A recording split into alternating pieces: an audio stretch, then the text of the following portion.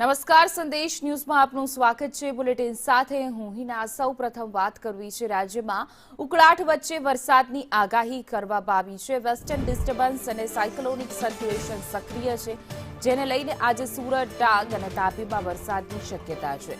નવસારી, વલસાડ, દમણ અને દાદરાનગર હવેલીમાં પણ વરસાદની આગાહી છે। તો આ સાથે સમગ્ર સૌરાષ્ટ્રમાં છૂટોછવાયો વરસાદની પણ સંભાવના છે। કચ્છના વિસ્તારોમાં પણ વરસાદી માહોલ રહે તેવી શક્યતા છે। આગામી 2 દિવસ વરસાદની અસર રહેશે।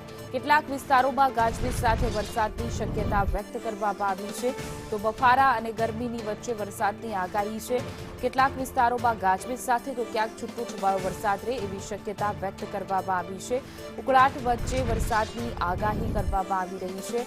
વેસ્ટર્ન ડિસ્ટર્બન્સ અને સાયક્લોનિક સર્ક્યુલેશન બંને સિસ્ટમ સક્રિય છે, જેના કારણે વરસાદની શક્યતા।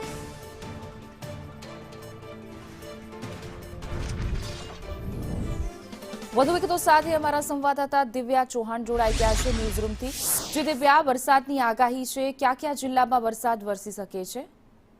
રાજ્યમાં હજી ઉકળાટ અને તાપની વચ્ચે વરસાદની આગાહી પણ યથાવત છે, જેમાં કેટલાક જિલ્લાઓ એવા છે કે જ્યાં વાદળછાયું વાતાવરણ રહેવાનું છે। જ્યારે અલ નીનોની જે અસર થઈ છે, જે ગુજરાતમાં અને મહારાષ્ટ્રમાં ચોમાસું છે, જે અત્યારે હાલ જોવા મળી રહ્યું છે, પરંતુ આગામી દિવસોમાં ચોમાસું ગુજરાતમાં પહોંચે, પરંતુ સમય કરતાં પણ વિલંબે પહોંચશે તેવી સંભાવનાઓ છે। કારણ કે સામાન્ય રીતે જોવા જઈએ તો ચોમાસું છે જે 15 જૂન બાદ ગુજરાતમાં પ્રવેશતું હોય છે, પરંતુ આ વખતે અલ નીનોના કારણે સમય કરતાં 2 થી 3 દિવસ વિલંબે થાય તેવી સંભાવના છે। બીજી તરફ સાયક્લોનિક સર્ક્યુલેશન જે સક્રિય થયું છે અને અપર એર સાયક્લોનિક સર્ક્યુલેશનના કારણે રાજ્યના વિવિધ જિલ્લાઓમાં આજે વાદળછાયા વાતાવરણની આગાહી કરવામાં આવી છે, જેમાં દક્ષિણ ગુજરાતના વાપી, દાદરાનગર હવેલી, વલસાડ, નવસારી, ડાંગ, તાપી, ભરૂચ, સુરત સહિતના વિસ્તારમાં સામાન્યથી મધ્યમ વરસાદ છૂટોછવાયો પડી શકે છે। બીજી તરફ મધ્ય ગુજરાતમાં વાદળછાયું વાતાવરણ રહેવાનું અનુમાન છે।